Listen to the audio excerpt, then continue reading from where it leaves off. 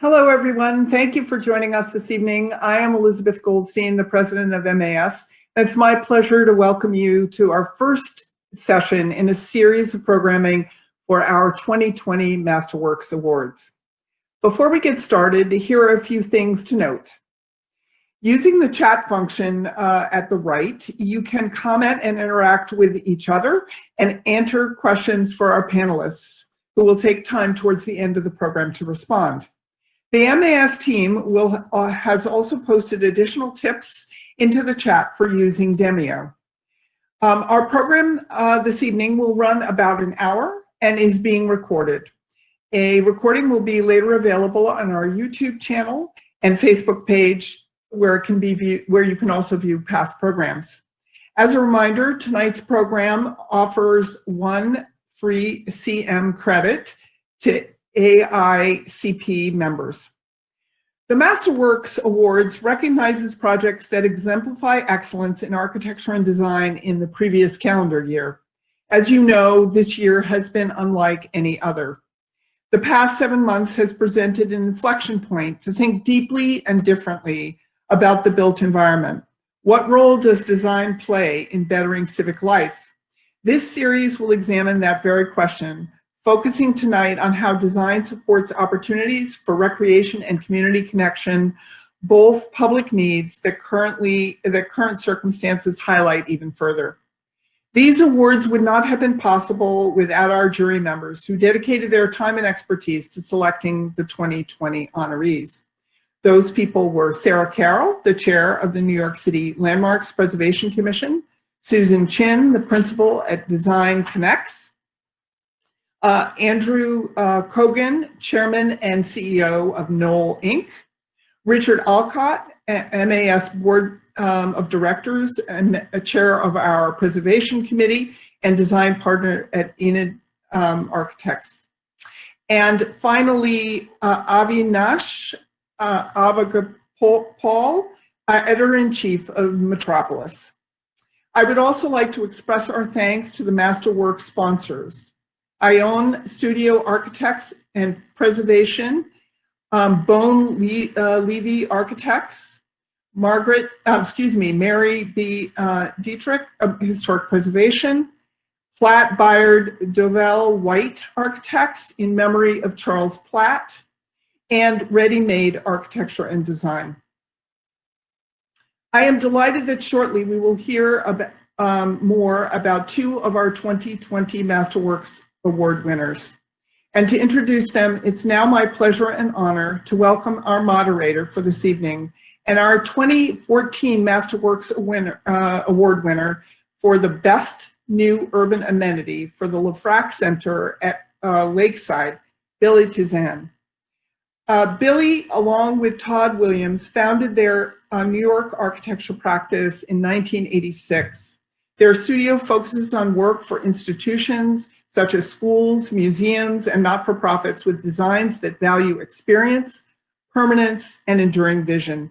In addition to the LeFrak Center, some of their notable projects include the Barnes Foundation in Philadelphia, the Asia Society Hong Kong Center, and their current work includes the Obama Presidential Center in Chicago, the U.S. Embassy in Mexico City, and the renovation of the David Geffen Hall at Lincoln Center. Now, Billy, I leave this evening's proceedings in your capable hands. Let's get started.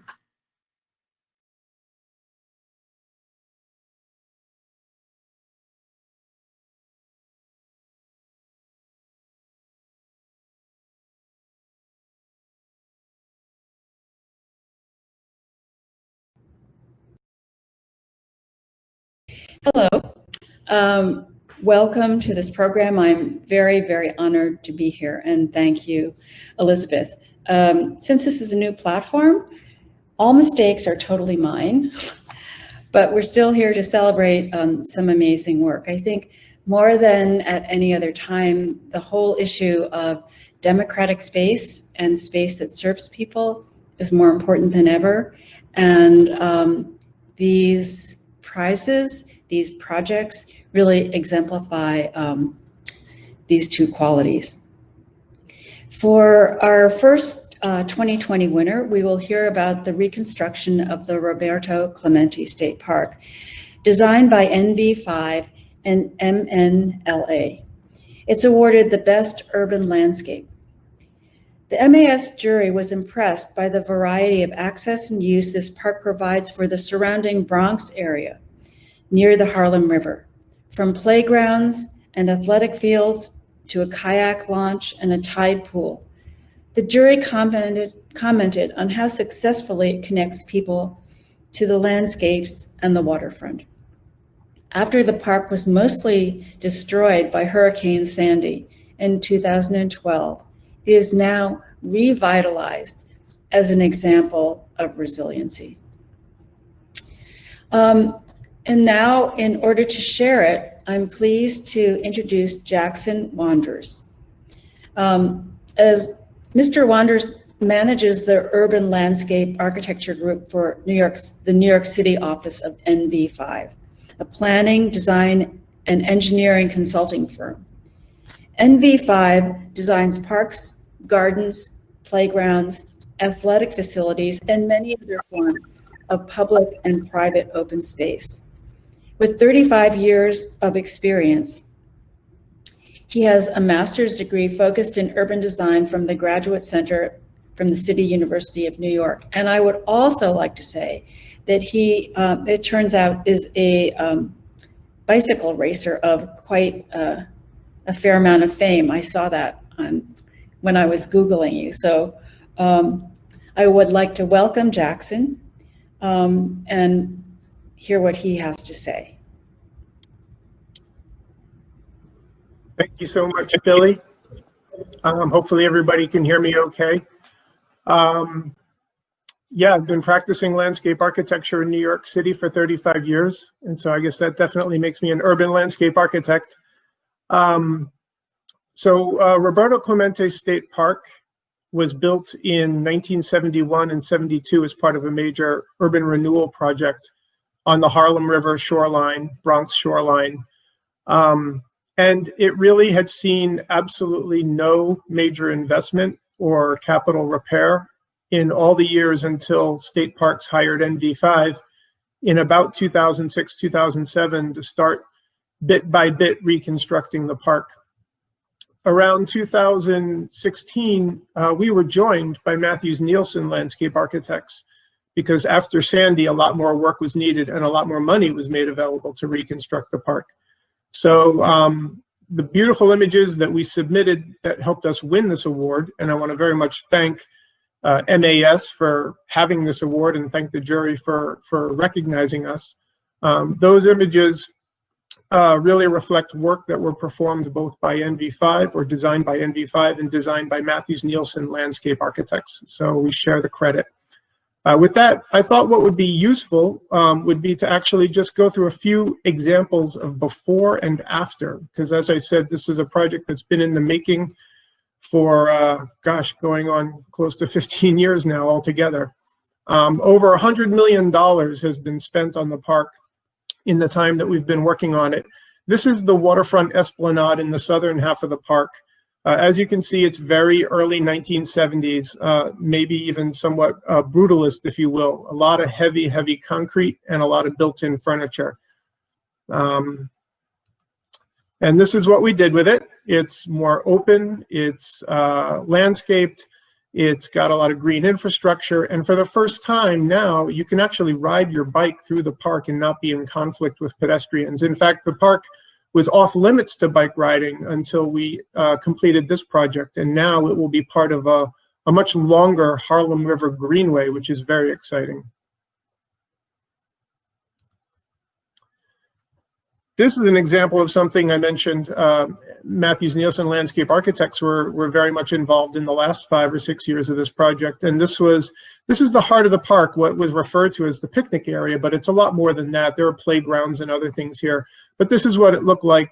This is what they were given to work with, and this is an image of what they designed in its place, and it's fabulous. It's full of program and exciting landscape, and the key, the big feature is what we call the get down, or the the tide pool feature alongside, adjacent to shoreline, which gets inundated with water, and people can actually kind of get in touch with the river, which they could never do before. And here are just some before and after comparisons. The before images are on the left and the after images are on the right of the main entry to the park. You come across a bridge. This park is separated from the neighborhood by both the Major Deegan Expressway and Amtrak.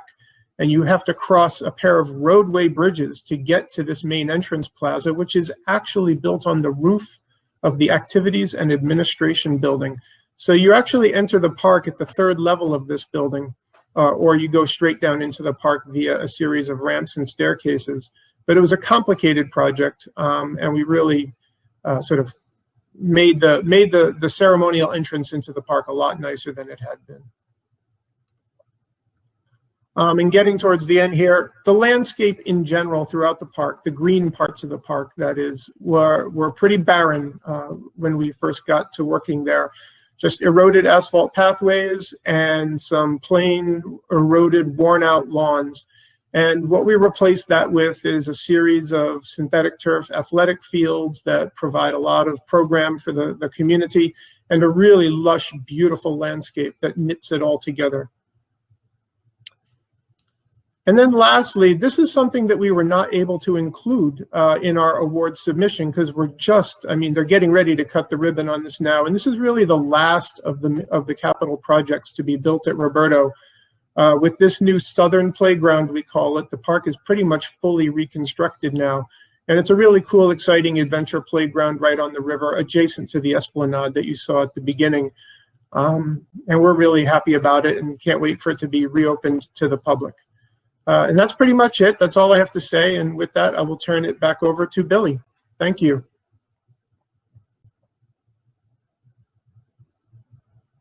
Thank you. That's very, very inspiring. Having joined the New York Times said 174% more women are riding their bikes in the city. And I actually joined them because I bought a folding bicycle. And I'm going to put my bicycle in the back of a car and go out there and ride around. It looks like an amazing and wonderful place to be for adults and for children. And it's so important because it's in an area that is underserved. So this is an amazing gift to the city.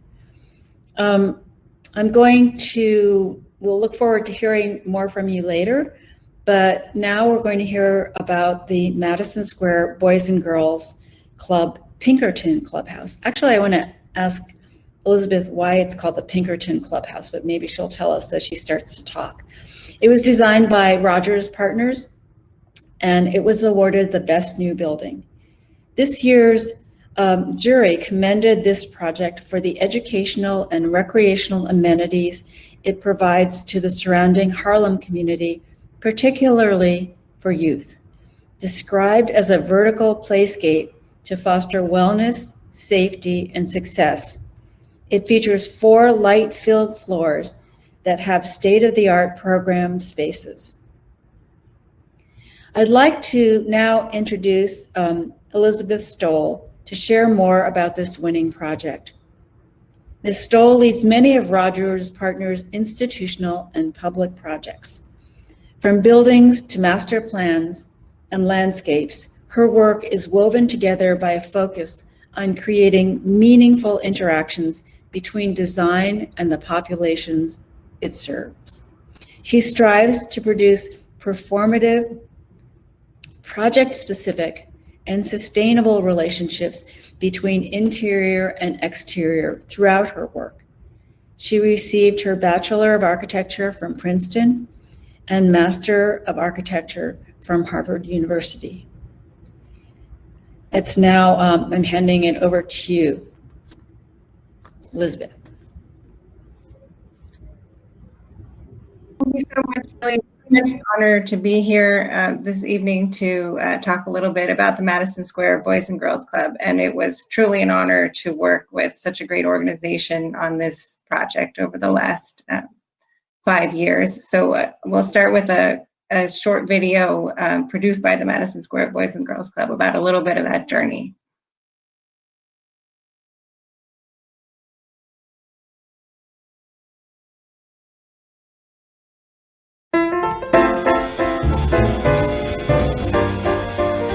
We're excited to come into the Harlem community because we know there's a great need for Madison Square Boys and Girls Club. We can have an impact on the kids to position them for whatever they choose to do in life, because I've always believed that talent is evenly distributed, but opportunity is not.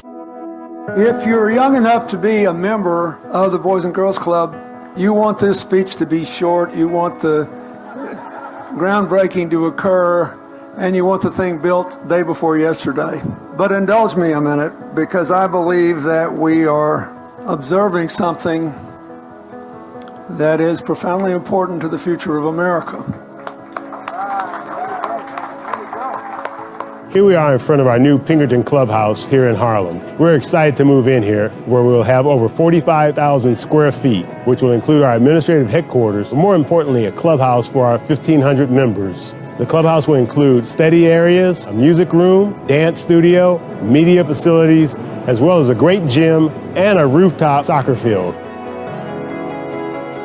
Harlem is no different than from a Flatbush, than from the Bronx. It's an inner city New York neighborhood. Now, with the 5th clubhouse in Harlem, we get to increase our footprint. And the whole essence of the mission is saving and enhancing the lives of children in New York City who most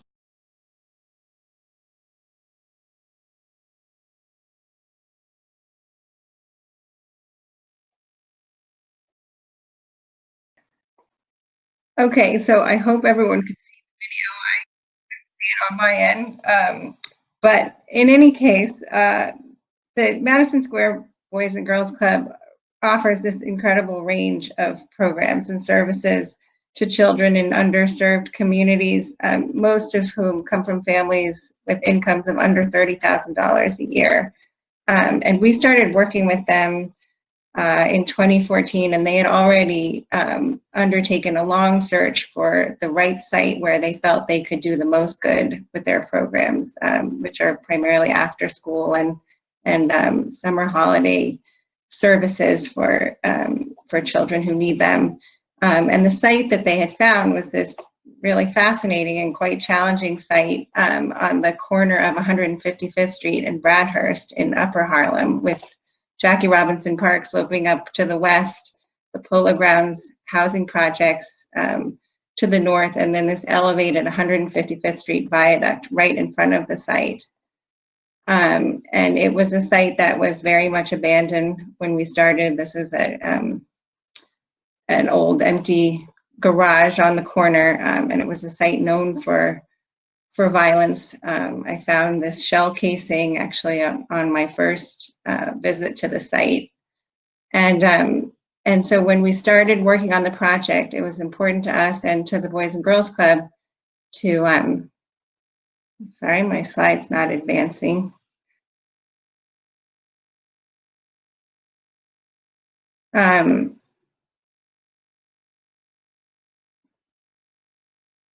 I'm sorry, I don't see the slide advancing.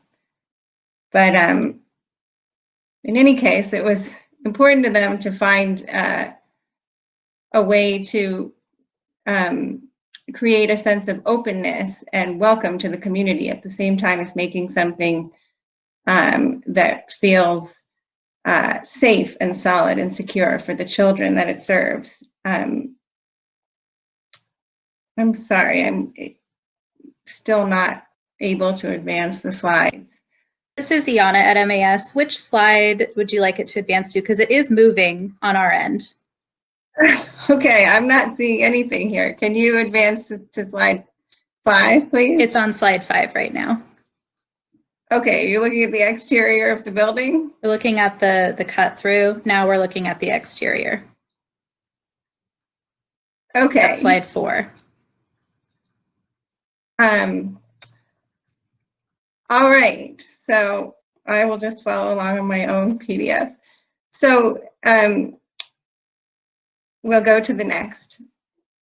And then the idea that when children come into the building, there's this sense of welcome and excitement and openness when you walk in. So we created this continuous connecting stair that brings you all the way from the lobby up to the 4th floor. And as you're coming up that stair, always on every side of you, there's activity and excitement and programming that you can join. And at each landing, there are these orange, bright meeting and collaboration spaces that offer views and light into the spaces, and also create this kind of welcome to the outside that's expressed on the exterior.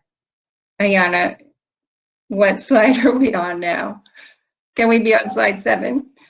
We are now on slide 7. I think there's some maybe connection issues that we're working through it. Thank you.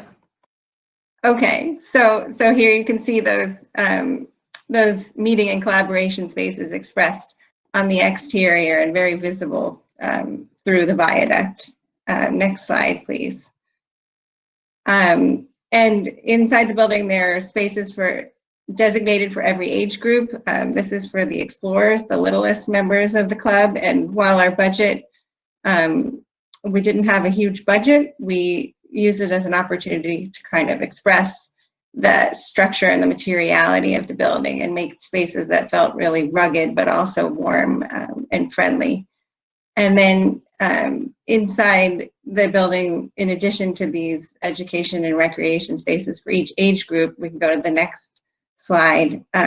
There are all kinds of specialty programming opportunities for kids who otherwise would never have access to them. There's a full-size high school regulation gym where they host tournaments, a screening room, music suite, performing art, dance, digital lab and makerspace, and visual art. And next slide, please. A rooftop ball field that is heavily used. And as you can see, the building was packed full of kids and already very successful, especially with retaining teens, actually, which is a big concern for the Boys and Girls Club, being able to keep kids safe as they kind of mature into adulthood. And then if we can go to the next slide, it abruptly had to close down for the pandemic. And the organization did a great job kind of pivoting quickly to understand what this community needed at that time, and it became a food pantry. And in fact, all of their locations across the city became food pantries. And I think it's really a testament to the importance of these kinds of community institutions in neighborhoods offering this sort of social infrastructure and sort of becoming another support system that picks up where government leaves off. So I'll just leave it there. We can go to the last slide. It is open again and serving kids again, although in a reduced capacity. And I think, you know, now more than ever, these services are so important.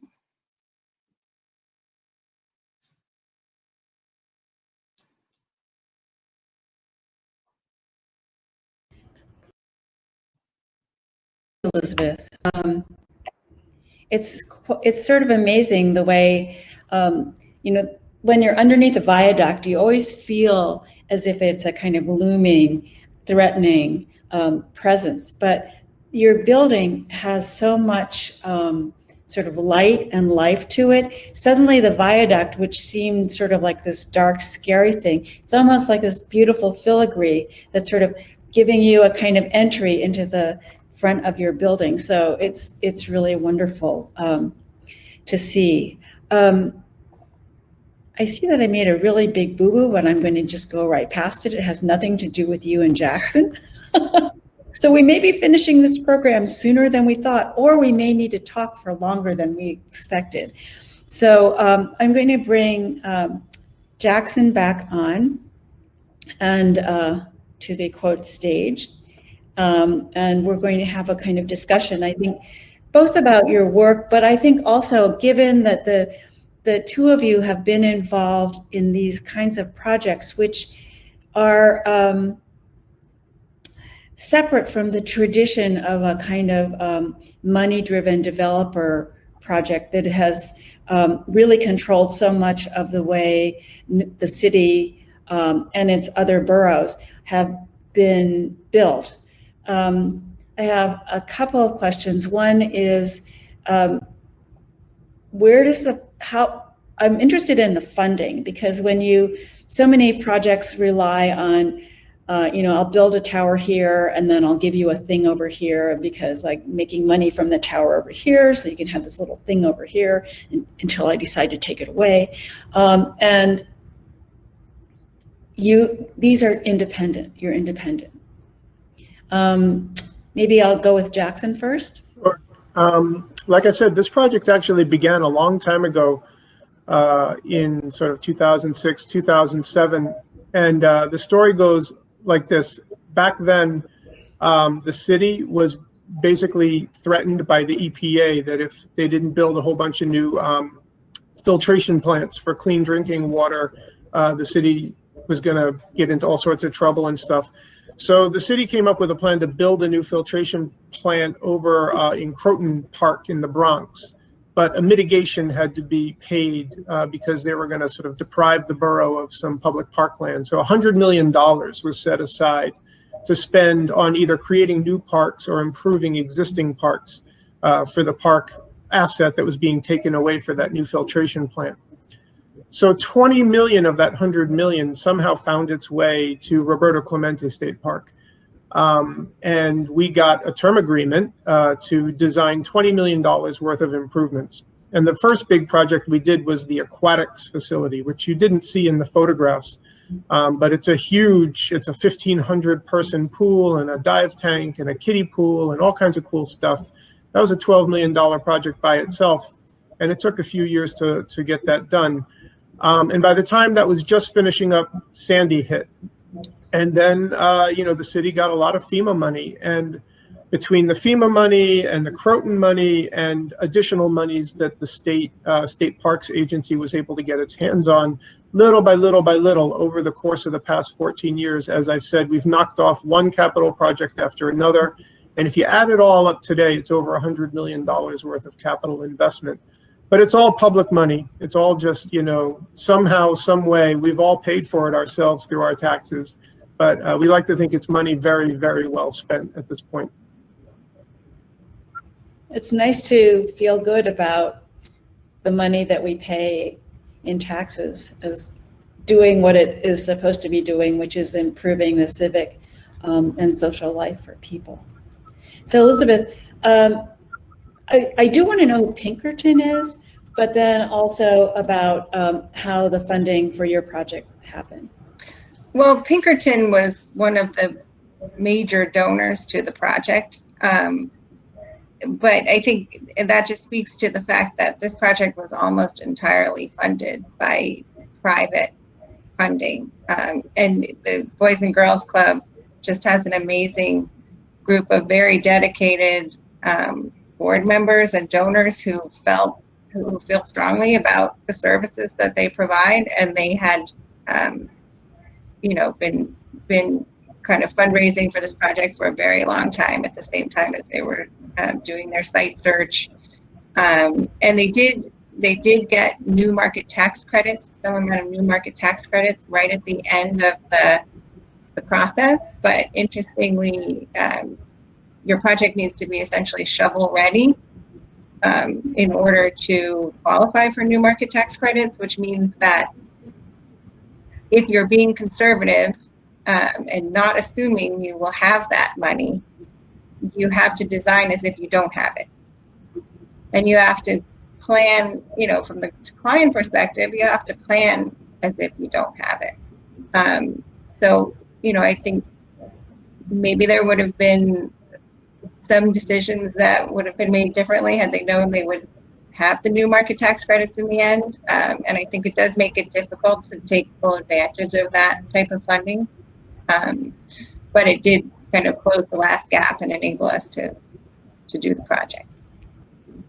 Could you explain new market tax credits? Because it's like you don't have to pay as much tax, or are you actually getting money? You're actually getting money. You're actually getting money, but you do need to be completely ready to go. So if you're trying to make a big programming decision, can I afford to build another floor or not on this building? You don't know whether you'll have it or not. So, and it doesn't have to be, I'm going to ask a question. It doesn't have to be in categories like Jackson. You don't have to talk about parks, and Elizabeth, you don't have to talk about buildings. You can sort of choose what you want to talk about. But in teaching, we always start out the students with a problem, but we actually always ask them to look at precedents. And, what are those places that stand out for you that represent a kind of your level of aspiration?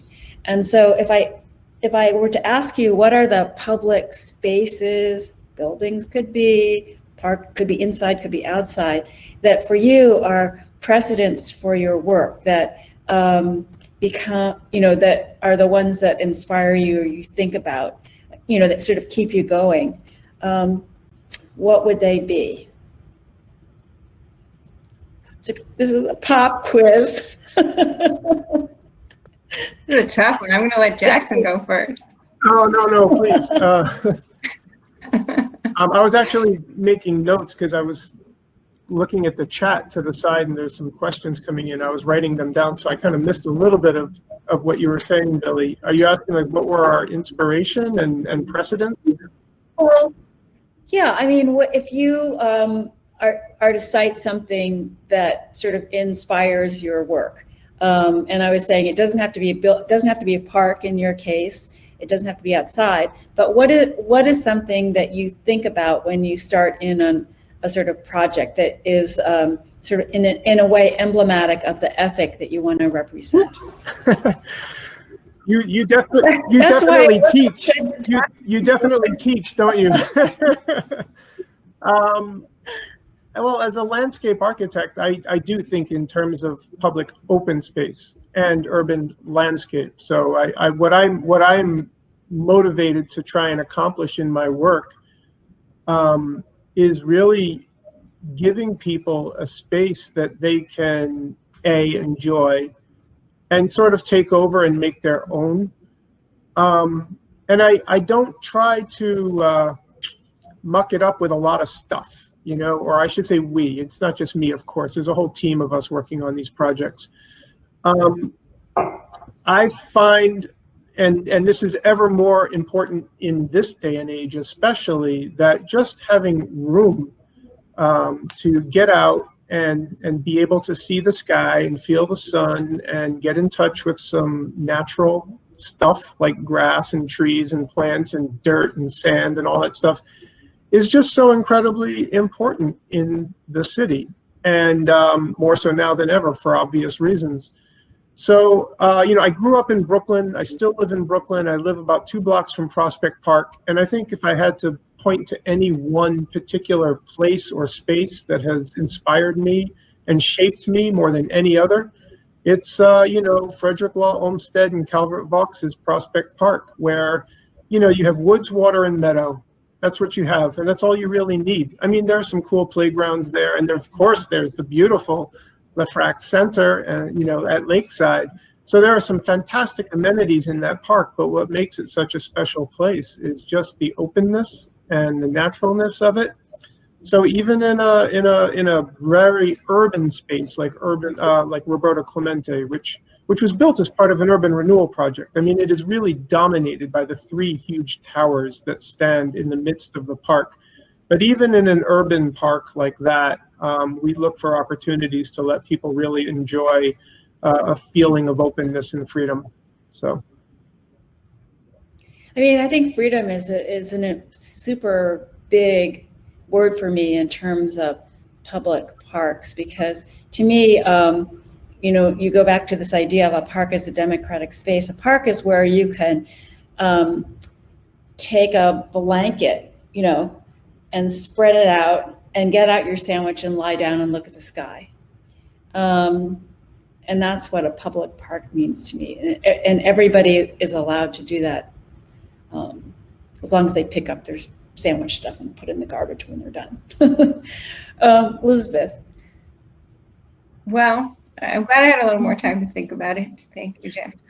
I do think with the Boys and Girls Club in particular, we were fortunate in a way that there aren't that many precedents for this type of program, because it's not a school, and it doesn't have to do all of the things that a school does, but it does offer education. It is completely for kids. It's a place for kids to be kids and feel safe being kids and enjoy it. So there was a sort of a exuberant expression of program that, maybe feels sort of Dutch in a way, just letting the program speak both inside and out, to kind of communicate what opportunities are inside, and then kind of invite kids to participate in those opportunities. And then I think just a very kind of modernist enjoyment of raw materiality, and even letting that kind of be a teaching moment for kids as well, that you can see how the building works and what holds it up and where the systems are, and where we didn't hide any of that. And I think part of that, of course, was that the budget for the project wasn't huge, but to let those things sort of speak for themselves was something that I look back at kind of modern masters for.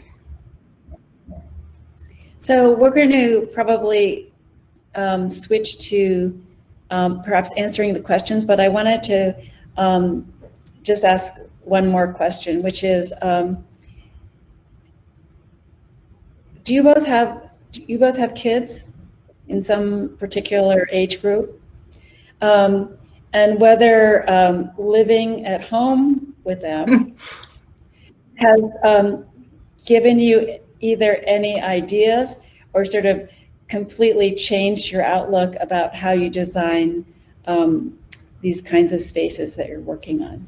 And do they ever give you like a crit or an idea for your park? Like, I think would be great if we had a whirlpool in the middle of the the water play. Since I've been going first, I'll go first if that's okay. So I do have two daughters. At this point, they are junior and senior in colleges, in their respective colleges. We don't talk a whole lot about my work at home when we're together as a family, mainly because they're sick and tired of me pointing things out to them when we walk around the city or go around the city, like, oh, there's a plaza where I did, a fountain. Oh, look, there's that streetscape I worked on 12 years ago. So, they take it with good humor. But, as I grew up in the city, I grew up in Brooklyn, I grew up playing in the city parks and city playgrounds. And now my kids have gone to the same schools that I went to as a kid, and they grew up playing in the city parks and the city playgrounds. I have a real fondness and a real love, as do they, for public open space and public playgrounds and public parks. And as a family, we very much enjoy and appreciate, what that means to civic life. And they have a real keen appreciation for that. But, they do sometimes, like to tease me and say, why'd you do that? Wouldn't it have been better if you had, planted more trees or, something along those lines. But I very often would work on my projects. In my early career, I was a landscape architect at the Parks Department. For 8 years, I designed neighborhood parks and playgrounds. That was pre-kids. But when I was as a consultant designing that same sort of infrastructure, and I had kids and I had little kids, I was always testing things out on them and thinking about my designs and whether or not my girls would get a kick out of this or my girls would get a kick out of that. So it definitely played into how I approached my career. Well, I have two daughters as well. Mine are 8 and 11.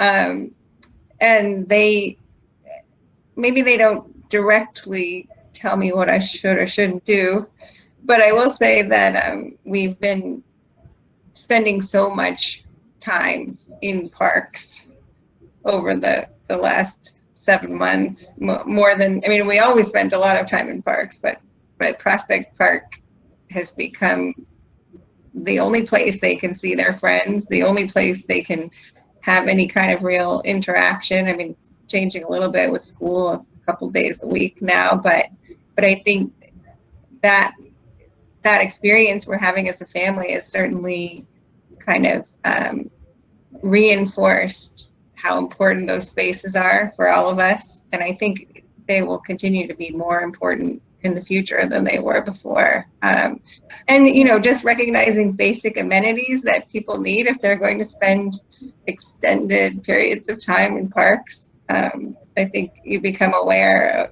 very much more aware of, you know, how do I get there, and are the simple basic services like a comfort station there when I need it. And we also spent an amazing amount of time on our bikes exploring the city over the last 7 months. So that was an eye-opener as well, I think. And again, you're thinking, where do I stop along the way, and which routes are the safest to take my kids? And I think recognizing how far the city has come and how far we still have to go, and making it a bike-friendly city has been really fascinating. And then on the other hand, thinking about buildings and spaces for education, I think it also has driven home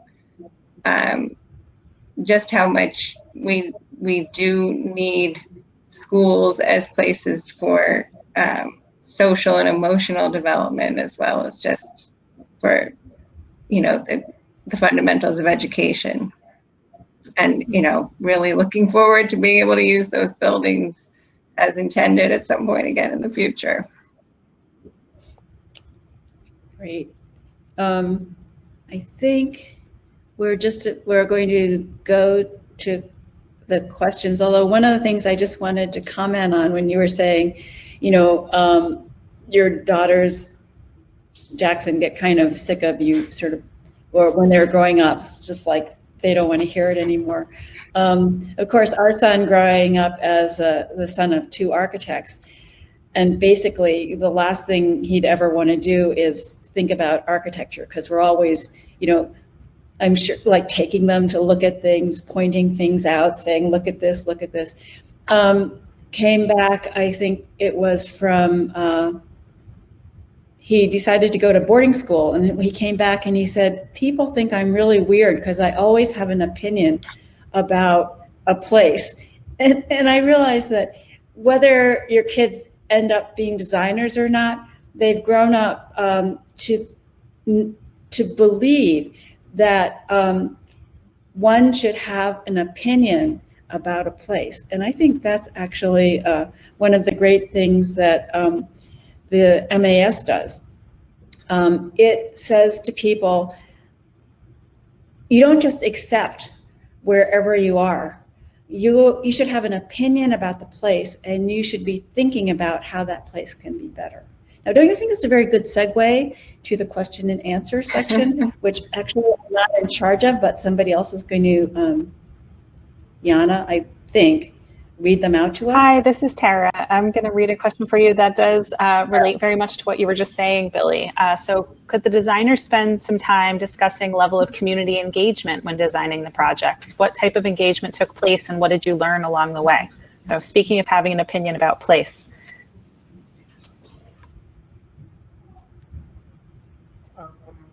Well, yeah, Jump in, whoever. At Roberto Clemente, this is, I don't know how to say this in a way that it's going to sound a little odd or off, right? It was very much a public project, obviously.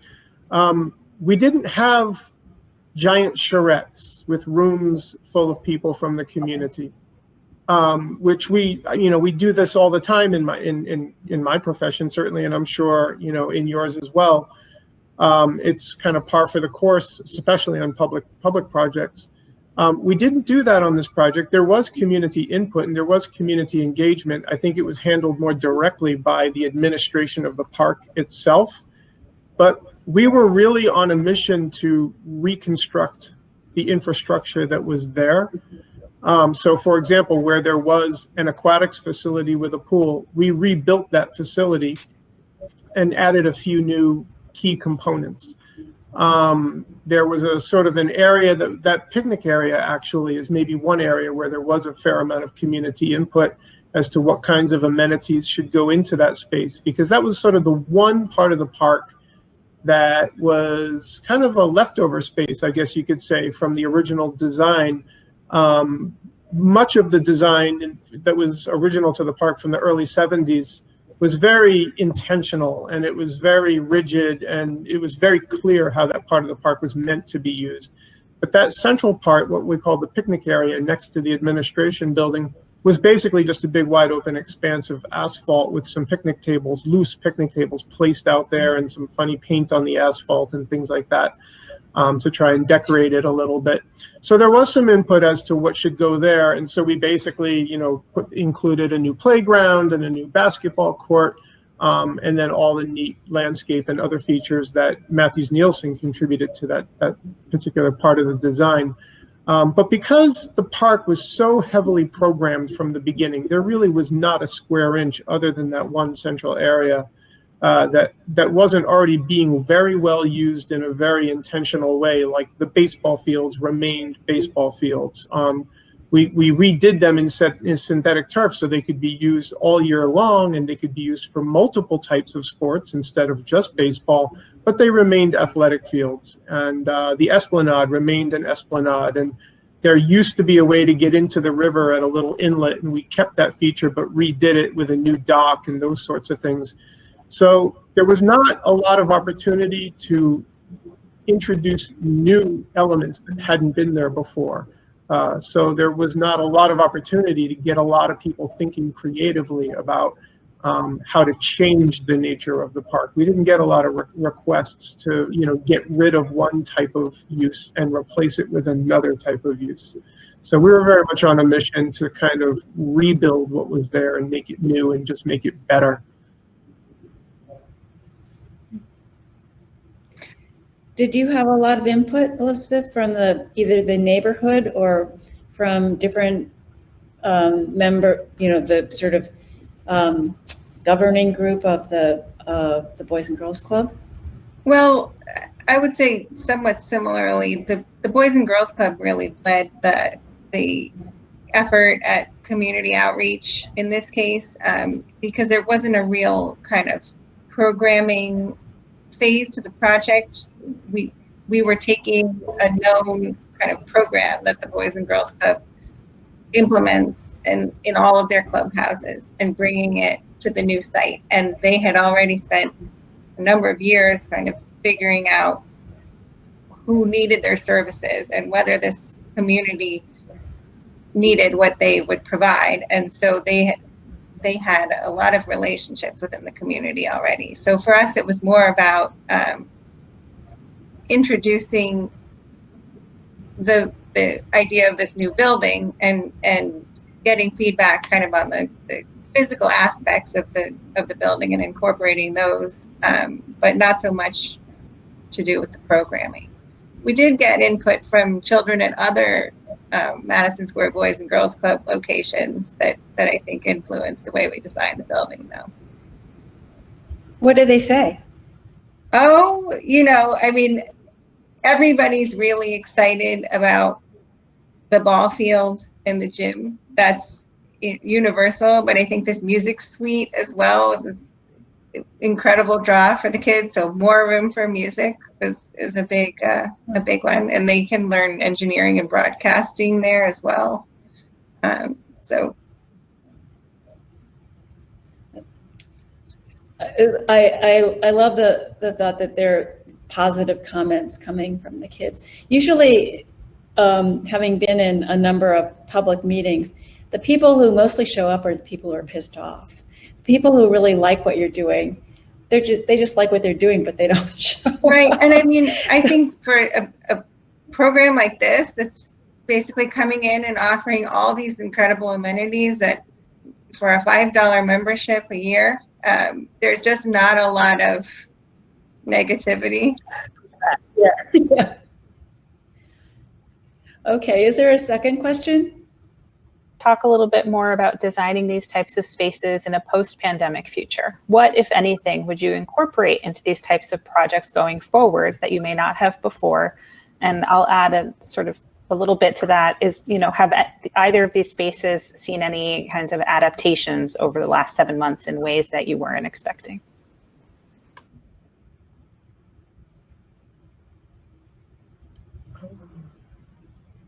It's tough, right? How do you design a park to encourage social distancing, which is basically what people are being asked to do now in these public open spaces, is not get too close to each other. It's hard. I don't really have a lot to say about how I would change what I do professionally because of the pandemic necessarily. I will comment that, Roberto, just like Elizabeth said, the Boys and Girls Club had to shut down for a while for obvious reasons. And while Roberto never shut down to the public, certain pieces of it were closed off. For example, I don't believe the Aquatics Facility opened up this summer, which is a real shame. Maybe they had the basketball court roped off for a little while as well. But that was in the early days before people kind of figured out that it is possible to use those spaces in a responsible way. I think it just points to the incredible importance, more globally speaking, I think for New York City in particular, to make sure that there are open spaces accessible to everybody. Some parts of the city are blessed, with a lot of public open space per capita. It's really interesting. If you look at Roberto Clemente State Park aerial photograph, and then you zoom out and you look at that part of the Bronx, and you compare it to northern Manhattan, right across the river from it. Northern Manhattan has all these old parks that were built in the 30s in the WPA era, and there's lots of woods and trails and things like that, the people, and the waterfront that people can go and access to sort of either get away from each other or get away from the denser parts of the city. And like this section of the Bronx doesn't have that. That's why Roberto Clemente is such an important facility, because the neighborhood is so densely populated and it's pretty park starved, if you will. So I think there really needs to be a focus at a global level, mayoral level, on making sure that new parks are created, where anybody can get to them within just a few minutes walk. And I know there's a lot of buzz around that particular issue right now that predates the pandemic, but I think the pandemic has just shown it, or I should say thrown it into much sharper relief, greater importance. Yeah, I would agree with that. I mean, I think in the case of the Boys and Girls Club, there is Jackie Robinson Park right across the street, but they don't use it. And I think that is the case in a number of their locations, that they want spaces that they can control and that feel safe. So I think that's another aspect of our public space that is really critical. It needs to feel like it's safe and it belongs to the communities that need it most. And in our case, having that rooftop ball field was so critical just for getting kids outside, and even more so now. I think the demand on those types of spaces is just enormous. Yeah. So it looks like the perfect place to be at all times of year up on that roof. Tara, do we have one more question, or are we closing out now? One question for Jackson that's rather specific and quick. How do you access Roberto Clemente Park on foot from the east side of I-87? What street?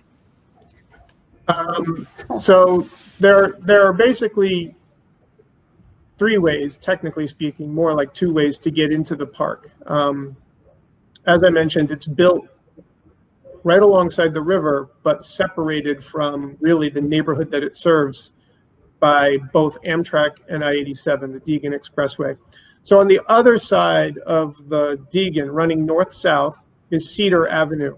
And that's a regular DOT city street with sidewalks. I mean, people drive and walk up and down it. You cross from Cedar Avenue to the park on these basically roadway bridges that go across the highway and the railroad track. And they're just referred to on the map as Roberto Clemente Park Bridge. One of those is accessible at the foot of a long staircase that comes down the escarpment from the Bronx neighborhood above. The other one is accessible from the foot of Sedgwick Avenue. So where Sedgwick Avenue comes down and meets Cedar Street or Cedar Avenue, you can cross over this bridge there.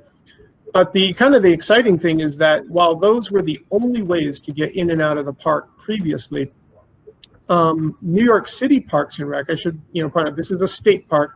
New York City Parks and Rec in the past few years while we've been working at Roberto has implemented a new park access project to the south. So they've built a bicycle and walking path that comes up the Harlem River from the south. And where there used to be a locked gate because that land wasn't being used by anything but, well, really there were homeless living there. It was kind of a dead end. That's now been all cleaned up and made into a greenway path along the river, and that gate is now open. So you can now get into the park at the southern end for the first time in decades, and that's pretty exciting. And the hope is that someday, it's much more problematic for a bunch of reasons, but someday there's a hope that that trail will continue out the north end of the park and keep going along the river. But I think Con Ed would need to vacate a substation or something to make that happen. So could be a while before that gets implemented. God, the secret is out. Now it's possible to get in 3 different ways. So I think it's my job to hand this through Tara back to Elizabeth at the MAS. I just want to say it's been actually a lot of fun and quite a joy, and I'm very honored to be part of this presentation, but also very honored to be able to talk with you about your work and the contributions you're making to both the city, but in many ways also to the world. It's really the kind of work that we need to have happen now. Well, thank you so much.